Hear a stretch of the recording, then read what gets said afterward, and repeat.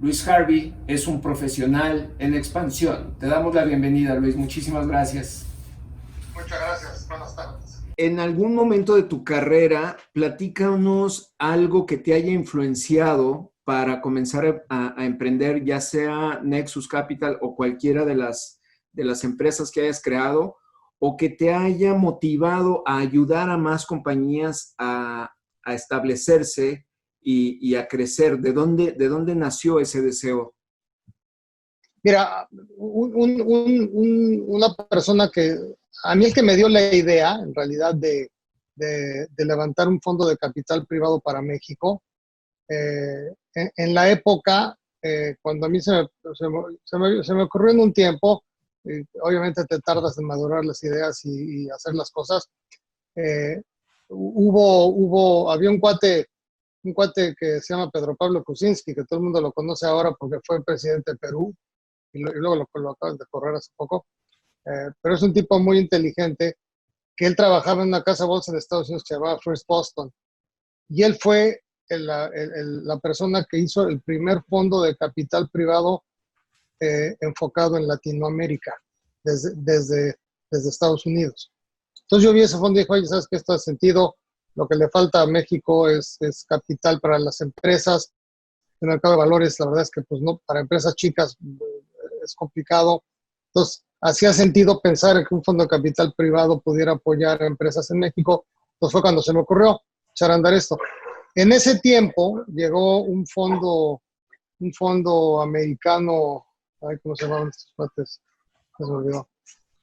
Ahorita me acuerdo. Llegó un fondo americano, un fondo de Texas, que trajo $100 millones a México, los invirtió y lo hizo muy, muy mal. Dejó muy mal sabor de boca. Y después hay un fondo muy famoso en el mundo que se llama Advent International. Ellos levantaron en 1997 el primer fondo de capital privado para México.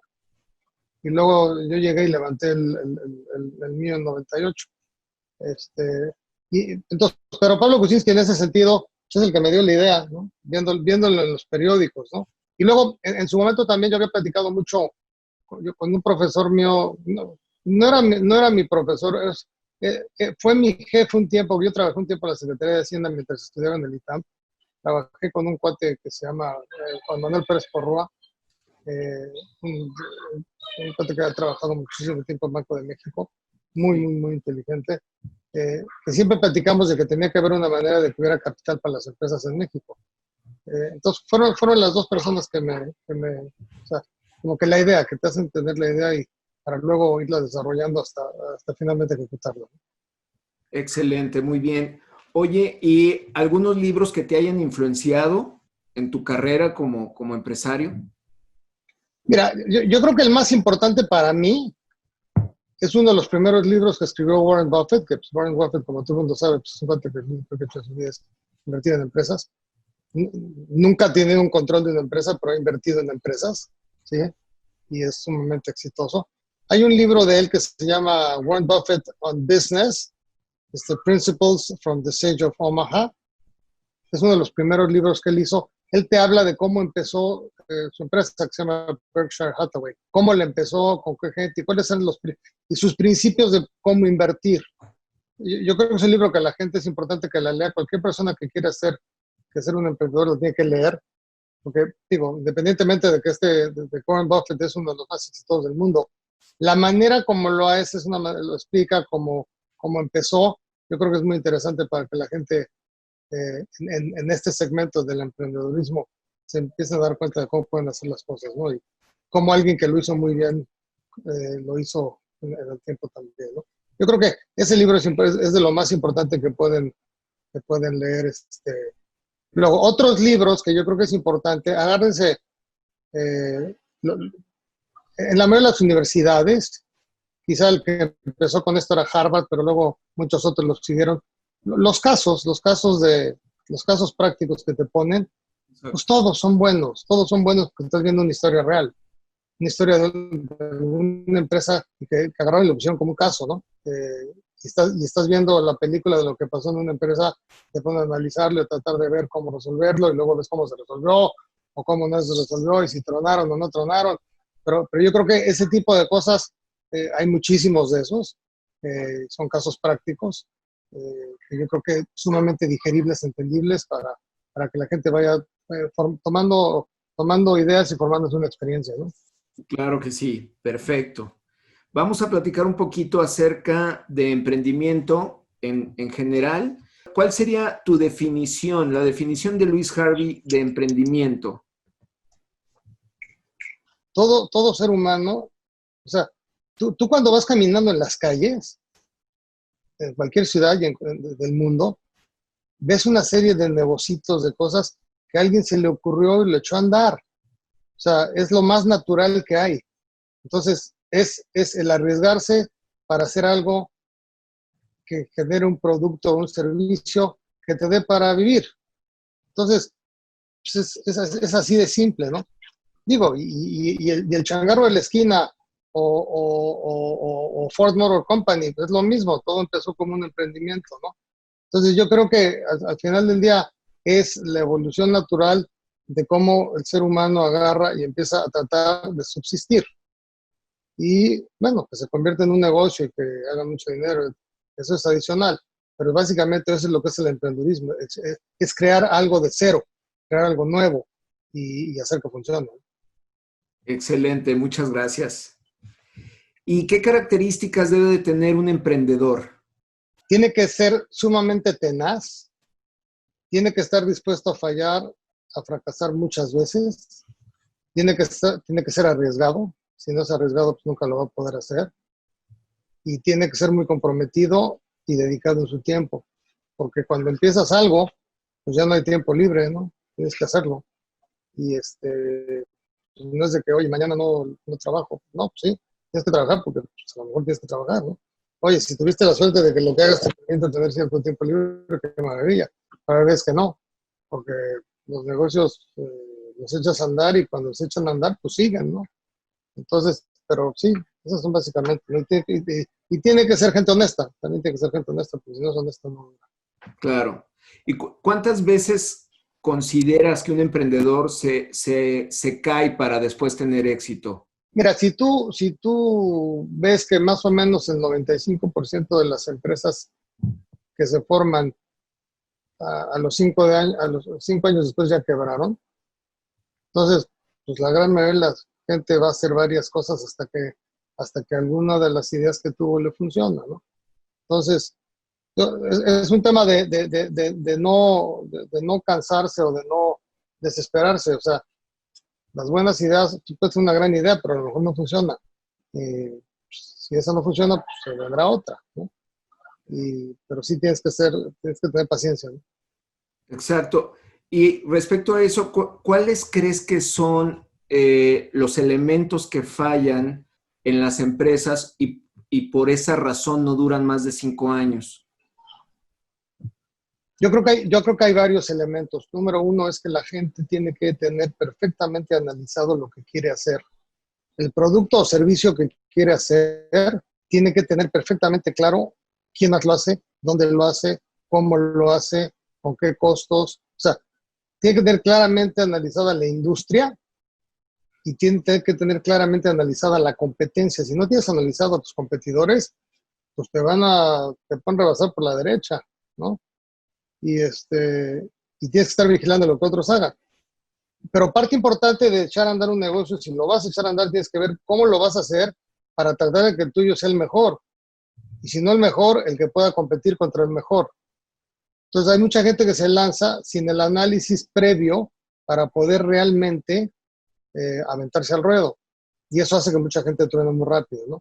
Hay otros casos en los que, bueno, pues de modo te tocan crisis, ¿no? Estamos viviendo ahorita una, ¿no? Y ahí pues podrás ser el mejor del mundo, a lo mejor te va a llevar la fregada porque no, ni modo, se cayeron los mercados. Hay otros casos en los que hay disrupciones de activos, de precios, de materias primas. O sea tienes que analizar una cosa, pero lo que sí tienes que tener muy claro en cualquier negocio, es cuáles son los factores que pueden tronar tu negocio muy rápido. En cada negocio siempre hay 3, 4 o 5 variables que si se van en tu contra vas a tronar. Y las tienes que tener perfectamente identificadas y perfectamente analizadas Y tienes que tener el plan para si una variable va en tu contra, ¿qué vas a hacer al respecto, no? Que si es el tipo de cambio, o que si es el costo de una materia prima, o si dependes de un solo cliente y el cliente se le va mal, o si dependes de permisos de gobierno. O sea, tienes que tener bien claro ese tipo de variables. Por eso los riesgos, eso es un análisis de riesgos que tienes que tener perfectamente hecho, sabiendo perfectamente los riesgos que tu negocio corre, y si las variables van en tu contra, tienes que tener perfectamente claro cuál es el plan de acción. Oye, y a lo mejor no hay plan de acción si se juntan 2 o 3 variables en tu contra, no hay plan de acción ni modo, pero tienes bien identificado qué es lo que tienes que hacer en todos los casos, ¿no? Y eso te va a limitar la probabilidad de que truene, ¿no? Claro, tener un escenario de qué sería lo peor que pueda pasar con cada una de estas variables para estar preparado. Y un plan de acción ante cada una, ¿no? Excelente. Muy Por bien. eso por eso lo tienes que tener antes de empezar el negocio. Antes de arrancar. Sería un Sí, prerequisito para el sí, emprendedor. sí, porque es parte de decidir si lo haces o no, ¿no? O sea, hay variables que tú no puedes controlar, pero que sabes que van a pasar. O sea, a mí sí me dicen, el tipo de cambio va a estar, el tipo de cambio se va a regresar a 10 pesos. Pues no, ya no. Si mi negocio depende del tipo de cambio, se regresa a 10 pesos, pues mejor no hago el negocio, ¿no? Exacto. Entonces, o sea, cuando estás haciendo esos análisis, tienes que decir, oye, resulta que necesito ciertas autorizaciones de gobierno. Oye, pues el gobierno, la política del gobierno es otra. Hoy, y no va a cambiar en 6 años. Pues en esos 6 años, pues ese negocio no lo puedes echar a andar en esos 6 años. Tienes que esperar a que venga un gobierno que tenga otras políticas, ¿no? Entonces, por eso ese es el análisis de los riesgos y de las variables que tienes que hacer en cuanto a lo que tiene que ver con el negocio que estás haciendo, para ver si es el momento de echarlo a andar, o si tienes que cambiar el diseño de negocio que quieres hacer o el producto que quieres vender. A lo mejor tienes que hacer otra cosa para que esas variables que en ese momento en particular te afectan, pues no te truenen, porque te van a tronar, ¿no? Exacto. Y digo, estamos en una situación difícil actualmente con mucha incertidumbre, pero ¿cómo crees que ha cambiado el emprendimiento en México aquí en los últimos años, en los últimos 20, 30 años? Yo creo que los jóvenes en México siempre han sido sumamente emprendedores, pero la verdad es que la mayoría de los emprendedores de hoy están mucho mejor preparados. Yo creo que los jóvenes, o sea, las instituciones educativas en México, tanto públicas como privadas, han mejorado. Están sacando gente mucho mejor preparada. Eh, la cantidad de gente que habla inglés se ha incrementado de manera muy importante. Yo creo que al final del día, si quieres hacer un negocio de verdad, que crezca y sea grande, pues si no hables inglés, mejor ni lo empieces, porque tienes que analizar la competencia de todo el resto del mundo para ver si tu negocio tiene futuro. Entonces, eh, pero afortunadamente yo creo que la gente está mucho mejor preparada, y eso ha hecho que uno, están mejor preparados; dos, están mucho mejor informados. Con las herramientas que tenemos hoy, pueden ver lo que está pasando en todo el mundo mucho más fácil. Y entonces, todo ese análisis de que estábamos hablando hace ratito, lo pueden hacer de una manera mucho más fácil. Antes era imposible analizar lo que está pasando en cualquier otro lugar del mundo. Hoy es sumamente fácil. Hoy puedes ver los ejemplos, hoy puedes ver en qué metieron la pata en otros lugares, ¿sí? Y eso todo te ayuda. Es un aprendizaje que te ayuda para tú ir refinando lo que vas a hacer y para tratar de cometer menos errores, ¿no? O sea, porque si encuentras una persona que ya cometió cierto error, porque los ves, ¿no? Te los platican, están en las noticias, en los periódicos, ves el error y dices, ah, caray, yo estoy haciendo lo mismo que está haciendo esta persona, o eh, si hago tal cosa, voy a hacer lo mismo que hicieron tal persona. Te evitas la probabilidad o sea, disminuyes la probabilidad de que tu negocio tenga problemas, ¿no? Es un tema de información, y yo creo que la información está altamente disponible para el que la quiera tener, y yo creo que la gente hoy tiene ya la capacidad de conseguir toda la información que quiera. Sí, el Y acceso a la eso, y información es eso, eso es un cambio abismal de lo que cuando nosotros éramos chavos, ¿no? claro. ¿Y qué le pedirías a las universidades que incluyan en sus planes de estudio para crear empresarios más exitosos? Yo lo que le pediría a a las universidades es unos cursos en la que la gente realmente aprenda a analizar riesgos. Ese es número uno. Ajá. Las demás son todas temas que si saben matemáticas y que si saben inglés, y eso está bien. Pero y la otra cosa que yo creo que es importantísimo y que nadie lo hace, son cursos de cómo presentar un producto, Exacto. cómo vestirlo, cómo armarlo, cómo presentarlo. O sea, no es mercadotecnia, es cómo te vendo mi producto. ¿Cómo te explico que mi producto es fregón? O sea, y para explicarte cómo mi producto es muy bueno y por qué deberías de comprarlo o invertir en mi empresa, etcétera, te lo tengo que vender de manera adecuada, ¿no? Te lo tengo que empaquetar, poner bonito, presentártelo, o sea, dorarte la píldora pues, para que me hagas caso, ¿no? Porque la gente tiene múltiples oportunidades que invertir y cuando la gente eventualmente necesita dinero de terceros para continuar con su empresa, porque nadie le alcanza el dinero de la familia, necesita ir a buscar a alguien que invierta en ellos. Entonces tiene que saber cómo venderlo. Y eso no te lo enseña en ninguna escuela. Excelente contribución, excelente. Me gustó todo ese tema. ¿Me podrías platicar un poco más acerca de también el de analizar riesgos? ¿Por qué crees que lo debemos de incluir en las universidades? Porque la gente, o sea, todo lo que estamos hablando cuando te decía yo de, si estoy viendo o sea, voy a hacer llantas de coche, ¿no? Oye, sí consigo caucho. ¿Cuánto vale el caucho? ¿Viene de Malasia? ¿De dónde fregados viene? ¿Qué pasa si viene un huracán y destruye Malasia?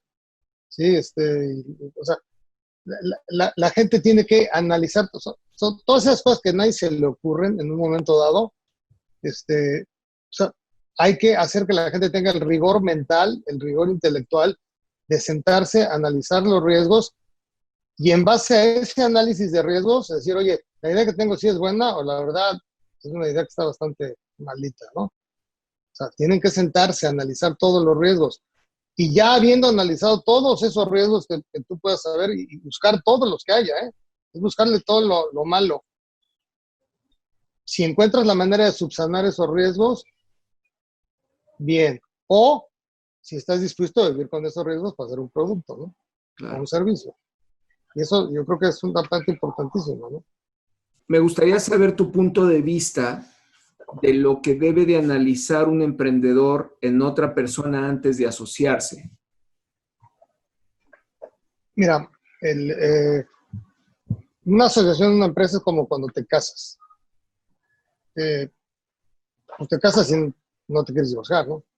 Entonces, digo, lo cual pues luego sí pasa, ¿no? Pero eh, para no divorciarte o para no separarte o tener problemas con el socio que tengas, pues tienes que ver primero que sea una persona íntegra, que sea una persona honesta, que sea una persona cabal. Y después de eso viene el tema de la preparación y de que tengan una confluencia de ideas en cuanto a qué quieren hacer. Otra cosa que a mí se me hace muy importante es que no puede ser alguien como tú. Tiene que ser alguien que sea diferente a ti para que vea el mundo de manera diferente.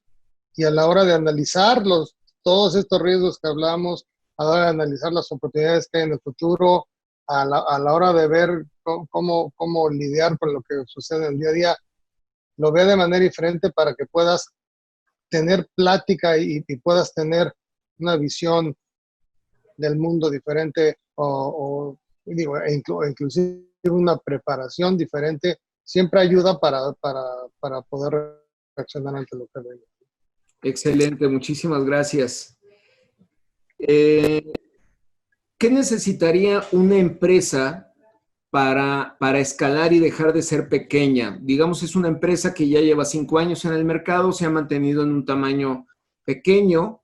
¿Qué necesitaría saber o hacer para comenzar a escalar y dejar de ser pequeña? La respuesta es bien fácil. Tener al mejor equipo gerencial posible. Yo conozco muchas empresas que han tenido un producto mediocre y un equipo administrativo muy bueno que han hecho bien las cosas. Y conozco empresas que han tenido un excelente producto con un equipo gerencial pobre y se los ha llevado la fregada. Entonces, lo que tú quieres es gente que sea la mejor posible. Contrata a la mejor gente que puedas conseguir y págales muy bien. Es más, contrata a gente que sean mucho mejores que tú. Excelente. ¿Sí? Contrata a gente que esté más capacitada que tú, que sea más fregona que tú, porque lo que se trata es que ayudar a jalar la carreta, no que los tengas que estar empujando. Entonces, si tú contratas a una persona poco capacitada y que le pagas poco, pero que medio hace la chamba, lo que va a pasar es que tú vas a tener que estarlo subsidiando con tu tiempo para hacer lo que esa persona no hace. Tú lo que quieres es alguien que esté abajo de ti en lo que está haciendo, que lo haga y esté sobrado, que tenga mayor capacidad de lo que se requiere para el puesto, porque cuando esté sobrado te va a ayudar a hacer más cosas. Y ese cuate eventualmente le vas a ir dando mejores puestos y te va a ir ayudando a que la empresa sea mejor. Entonces, al final de cuentas, todo lo que, o sea, cualquier empresa, si ya tienes un producto que hace sentido, un servicio que hace sentido y que la gente lo requiere, etcétera, lo único que importa es la ejecución. Y la ejecución solamente la logran las gentes capacitadas, las gentes que son, o sea, las gentes que pueden hacerlo. Una persona mediocre. Y voy a tocar un tema que no les va a gustar a muchos, pero, o los familiares. No siempre son los buenos. Normalmente no son los buenos. ¿Sí? Entonces tienes que contratar a la mejor gente posible y le tienes que pagar bien. Porque acuérdate que cuando dicen que si tienes una persona que trabaja contigo y le pagas muy poco, solo hay dos opciones. O te está robando o es muy bruto, ¿no? Entonces, si tienes gente que acepta un salario bajo y es gente que puede hacer las cosas, pues no, al revés. Págales muy bien y que te ayuden a que la empresa sea mucho mejor y se haga más grande rápido. Las últimas dos preguntas. Primero, ¿qué elementos debe de tener una empresa para que tú decidas invertir en ella? Fíjate, vamos a regresar al análisis de riesgos, ¿no? Lo mismo. O sea, primero tiene que ser un producto o servicio que la gente quiera. O sea, que sea algo que se necesite. O sea, si vas a llegar con algo que ya existe, pues tienes que llegar con algo mejor. Si vas a llegar con algo nuevo, vas a llegar con algo que nadie haya hecho, lo cual pues, es difícil, pero bueno, puede pasar.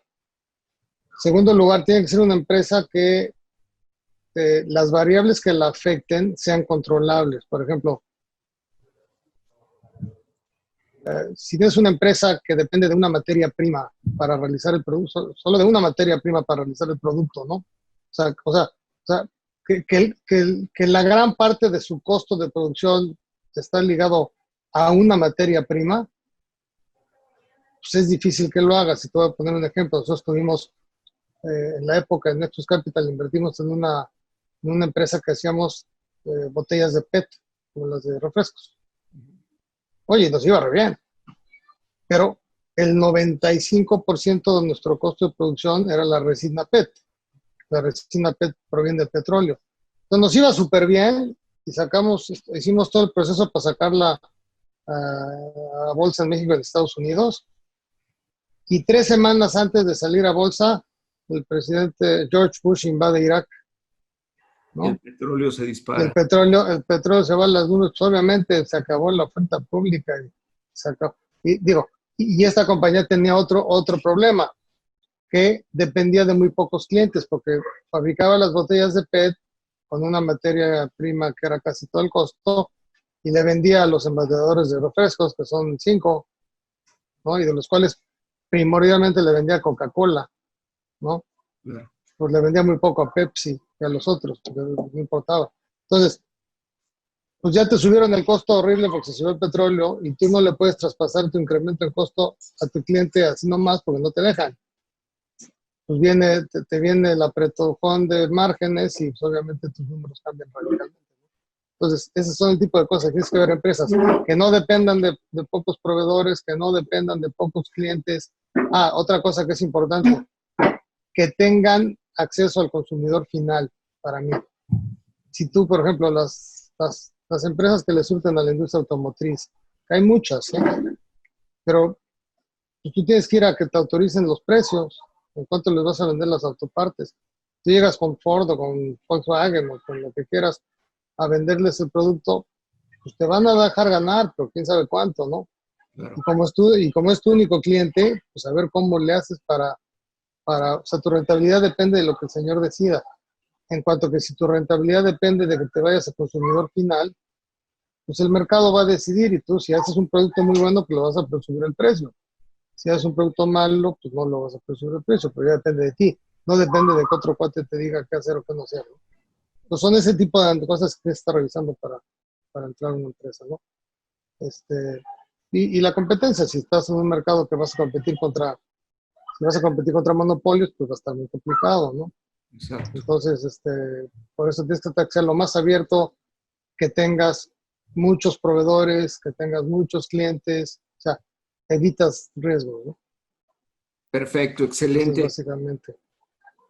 Oye, Luis, ya has sobrevivido a varias crisis aquí en México y está por entrar o golpear una mundial. ¿Cuáles serían tus recomendaciones para los próximos meses? Hay veces en la vida que no hay que hacer nada. Hay que quedarse tranquilo, ver qué pasa. Cuando no tienes claridad de qué va a pasar, y aquí tenemos dos problemas en México, tenemos claridad de crisis mundial y tenemos falta de claridad, tenemos falta de claridad de crisis mundial y tenemos falta de claridad de política. Entonces aquí tenemos como que el double whammy, ¿no? Yo me esperaba, a menos que tengas algo que sea absolutamente ganador y que la gente te lo pida como locos. O sea, no sabemos cómo va a cambiar el comportamiento de la demanda de cualquier producto derivado del coronavirus, etcétera. No sabemos cómo va a cambiar el comportamiento de los consumidores derivado del desempleo, etcétera, que va a haber, de la falta de oportunidades que va a haber. Y luego pues, tenemos una política en México que en este momento, pues, digo, no es una política pro negocios, ¿no? Exacto. Entonces, pues a menos que tengas algo sumamente ganador, mejor espérate. Claro. Toma clases, vete a hacer una maestría o algo, ¿no? Pero, porque hay veces que no, hay veces que lo mejor que uno puede hacer es no hacer nada. Perfecto. Y digamos que pasa toda esta pandemia, todo empieza a la nueva realidad. ¿Cuál sería tu pronóstico para México, pero para los próximos 15 años? Úchale. Pues depende del liderazgo del país en manos de quién está. O sea, yo creo que si tenemos gobiernos con tendencias socialistas, la cosa no va a ir bien. Exacto. Si tenemos, o sea, si el gobierno interfiere menos en la operación del sector privado, pues sería lo mejor que puede pasar. Digo, yo creo que el gobierno, mientras más chico, mejor, y mientras menos se meta, mejor.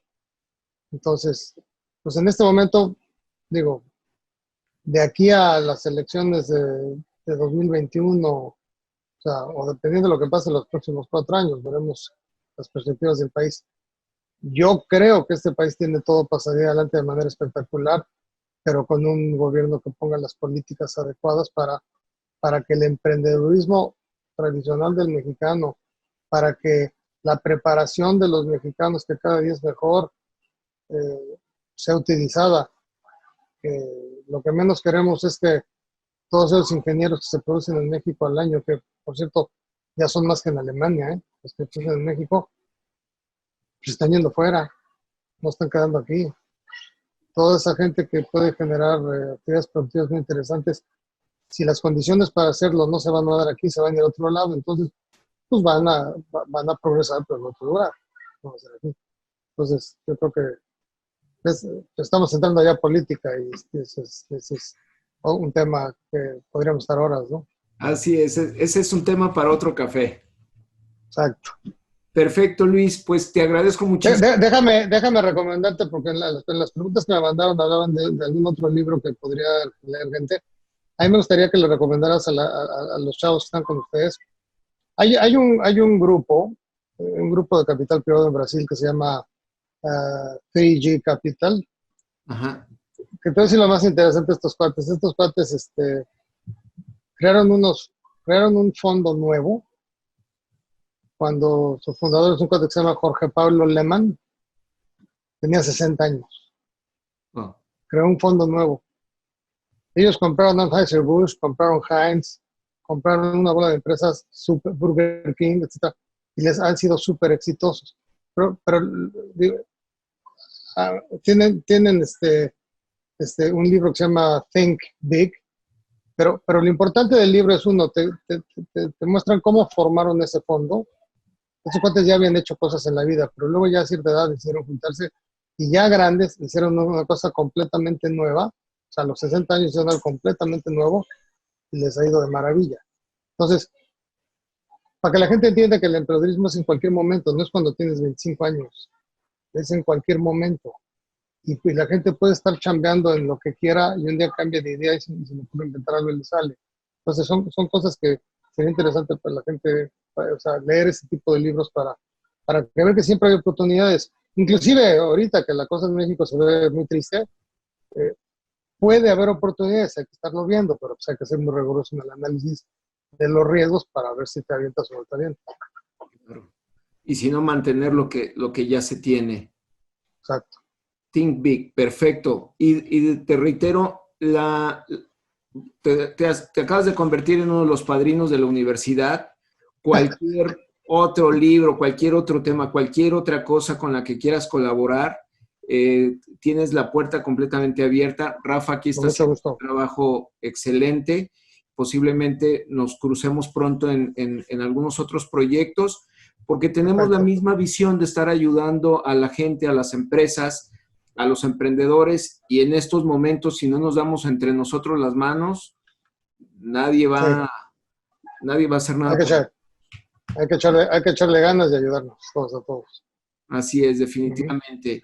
Pues, Luis, muchísimas gracias por tu tiempo. Sabemos que estás compartiendo con tu familia, sabemos que tienes muchas cosas que emprender, muchas cosas que dirigir todavía, y a nombre de Instituto Expansión, todo el personal de maestros y de alumnos, te agradecemos, te mandamos un fuerte abrazo, un regalo hasta allá, hasta tu casa, que pronto vas a recibir, y muchas gracias. En comunicación más adelante. Muchas gracias, a sus órdenes, cuando quieran platicamos de lo que quieran. Excelente, perfecto, muchas gracias, Luis. Suerte, bye. Hasta luego.